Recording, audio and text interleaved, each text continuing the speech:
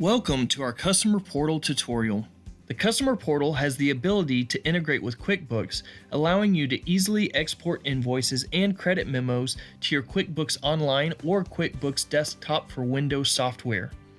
In this tutorial, we will demonstrate the steps you will complete to set up Customer Portal integration with QuickBooks Desktop. This video specifically shows the QuickBooks Desktop steps. They are slightly different than the QuickBooks Online steps. Please refer to the QuickBooks Online video if that is the version used.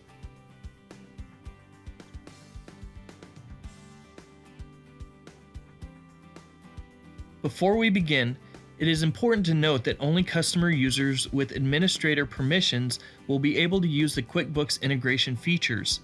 To begin, log into the Customer Portal website. You can access the QuickBooks integration from two places, from My Account or hovering over My Links.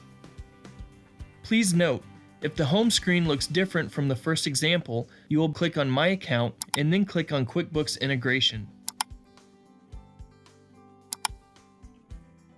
The QuickBooks setup will display the two versions, Desktop and Online. Choose QuickBooks Desktop. You will need to create a username and password. Then enter a preferred email address to receive further setup instructions. The username and password used here creates a connection between the Customer Portal website and the QuickBooks Desktop application. You will need to remember this password as it is needed to import your invoices into QuickBooks. We will discuss this in more depth later in the video. Click the Connect to QuickBooks button. This will open the QuickBooks Setup page. It will also send an email from our location with an attached document with setup instructions. Follow these additional steps to complete setup.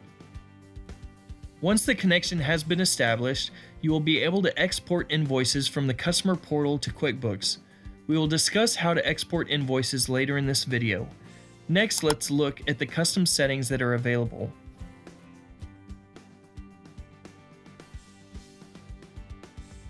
From the QuickBooks Settings page, you will have the options to disconnect the integration and apply QuickBooks and Sync settings. It is important to note these settings will need to be established before invoices can be sent to QuickBooks. Click the vendor drop-down and choose the vendor name you created in the QuickBooks system for our location. Next, click the AP account drop-down and choose the desired AP account. Then click Apply Changes. The next section allows the creation of line items in the invoice at a summary and line item level. Here's an example of an invoice using the summary level. Choosing the summary section options will ensure that the bill entered in QuickBooks does not have the parts detail. It will group the parts total into one line, the merchandise total, on the bill. The summary section will display the category choice selected and a total amount for all items on the invoice. Here is an example of a line item invoice. The line item level will display each individual item on the invoice, but group them under the products and services choice that was selected. From the category drop-down, choose the desired category, then click Apply Changes. You can also choose to designate taxes on the invoice. If you do not wish to track tax as a separate category in QuickBooks, tax can be mapped to the same category that is picked for items.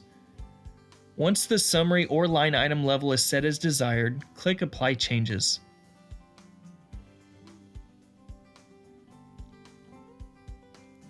From the QuickBooks Settings page, click the Sync Invoices drop-down menu in the Sync Settings area.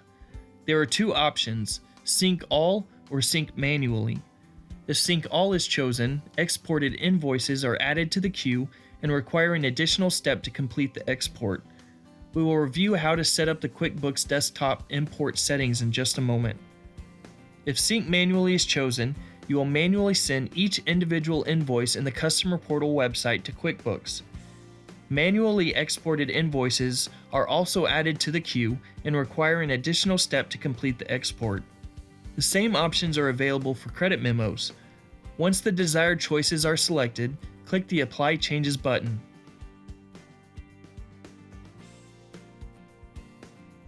To manually send an invoice to QuickBooks, from the Customer Portal homepage, click Orders and Invoices. Please note, If the home screen looks different from the first example, you will click on My Account and then click on Invoices.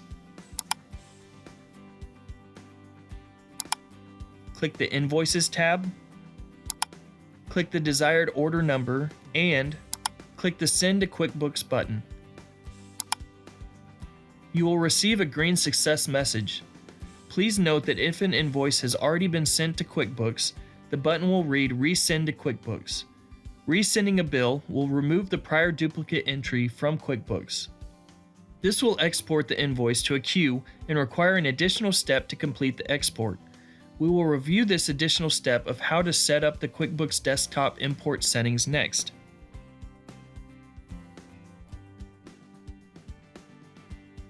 From the QuickBooks Desktop, click File. Then click Update Web Services.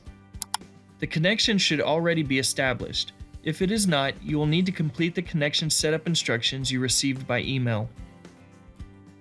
If the password field is blank, you will need to insert the password you previously created, which was used to connect QuickBooks in the Customer Portal website. Once the password is entered, a pop-up box will appear. Click Yes to save changes. Now that the connection has been completed, you have the option to set up an auto-run import or import manually.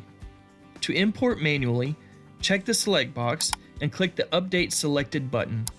To set up auto-run, check the auto-run box. Next, set the every min column to the desired amount of time. QuickBooks will auto-run at the selected time interval and pull any documents that were waiting in the queue. This concludes the tutorial on Customer Portal integration for QuickBooks Desktop. If you need further assistance, please reach out to your sales representative.